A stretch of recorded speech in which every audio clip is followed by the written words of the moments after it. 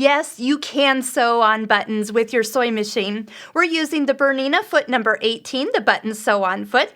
First, you're going to notice that it has little gripping toes on each side and a little pin that's going to extend out the middle. Now, that's to create the shank of thread. So if you're actually going to put this on a garment, you need room for the second piece of fabric to button underneath it. And you can actually raise and lower that depending on how thick the button actually is, and make it lower or higher as needed. Now for this, being that I'm doing a decorative placement of buttons, I can actually remove it. And you just go ahead and take the screw out of the back, flip it straight up, and then there's a place the screw will kind of screw back into itself and hold it out of place. Give it a good little twist so that doesn't vibrate loose. And now when you stitch through the buttonhole, the button eyes, that's going to hold the button flat against your project. Now, once you get good at this, there's all sorts of things that you can use to sew with this button sew-on foot. I mean, from pant hooks to snaps to curtain rings, sequins, anything you need tacked down, even like little small ribbons. This is excellent.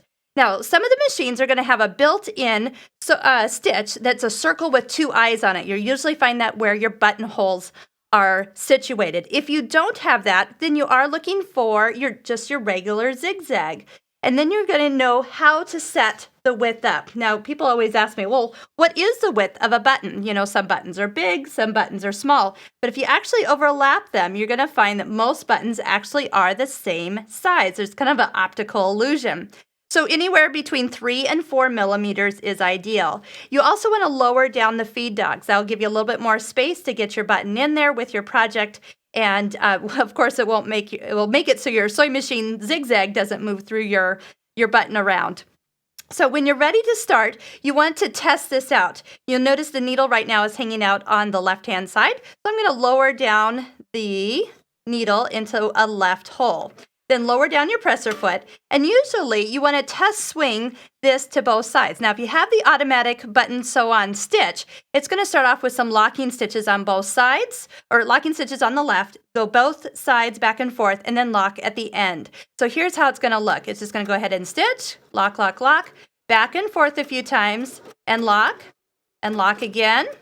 Now, if you have a machine with an automatic thread cutter, that stitch is going to know to pick a hole to cut the thread in.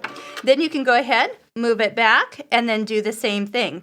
Now, especially when you're doing the buttons with 4 holes and with the shank that we've removed, you definitely want to do the first 2 holes first, and then move back, and then do the second pair second. And then that really will make it work out well. So here we go. We'll do it one more time.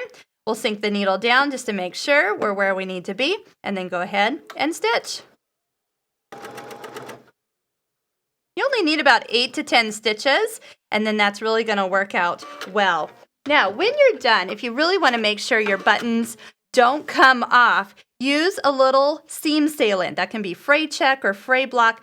Put a little dab of the glue right on there, and you never have to worry about these buttons coming undone. It kind of seals the threads together. And that is how you use a button sew-on foot.